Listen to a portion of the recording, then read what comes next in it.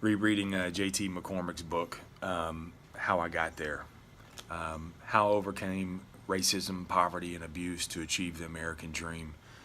It's a great book, man. You definitely need to read it. This is my third time reading it. I love the book, but and just to give you a little bit of a background, JT, it was just JT and his mom growing up. He was biracial. His mom was white, and so he had to deal with racism as he was growing up. But him and his mom, they were always at the poverty level. They were always moving. They were struggling all the time. But JT, he as he grew older, he became more successful. He ended up moving to Oregon, working for a series of finance companies. So this business owned a bunch of finance companies, little small finance companies. And he was moving up. He was doing well. But he realized the impact that he was making. See, there's an impact that we can make in people's lives, or there's an impact that we can make in people's lives. There's the positive impact where what you do positively impacts them, or there's the negative impact. And JT realized it was a negative impact that he was making. Although it was legal, these little small $100 loans were legal, but what he saw was the impact that it was making. It was keeping people impoverished. And so, although he was moving up in the company, being successful, he ended up leaving. And he left the company and moved back to San Antonio. Got a rental place. Didn't have a job, and so he decided he wanted to break into the mortgage business.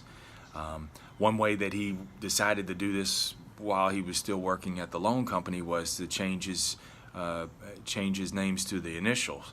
Instead of Javon Thomas, it was J.T. McCormick.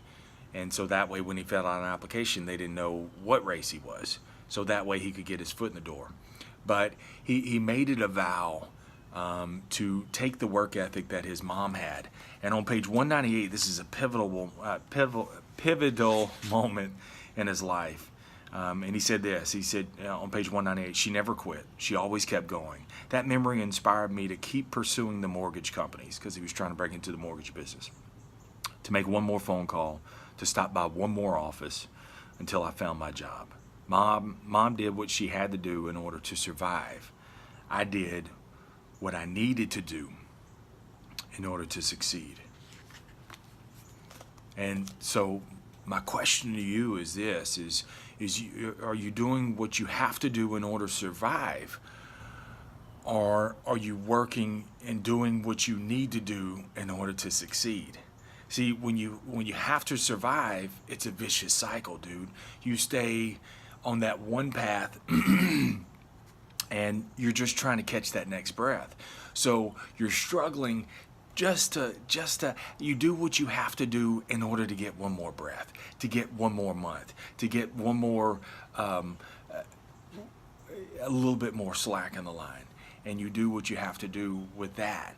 But what JT did is he took the work ethic of his mom, and what he instead did is he took that persistence that she had, and he did what he needed to do. See, there's a have to and there's a need to, and when you determine that you need to, then what he did is he fought to get out of that cycle. Yes, initially sometimes you're still in that cycle, but you got to then turn to that need to, where whatever I need to do to kick out the sidewalls, to make sure that I'm no longer in survival mode. Look, during the recession, dude, we had to survive. I had to survive. You're in that moment where you're just trying to catch. I just need to get to one more month. And so I was in that survival mode, but when I came out of it, for some time, man, I was still in that survival mindset because I was doing what I had to do to get to another month. And I had to shift gears, man, and it took me years to realize this. I had to shift gears and do what I needed to do, so that way I was no longer surviving, but I did what I needed to do to succeed. So my challenge to you is this, is wherever you are, whether it's in selling, whether it's looking to expand your horizons and other things, you got to get out of that have-to mindset. The have-to mindset keeps you in that cycle, keeps you impoverished. And I don't care what kind of money you're making. I don't care. I know people that make good money and are surviving because they're doing what they have to do. you're playing within your box.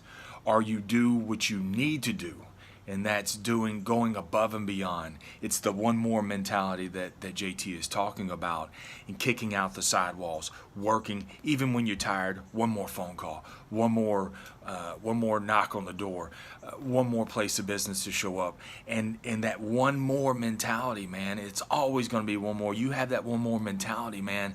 It's going to take you to the other level. Thanks, JT, for the book.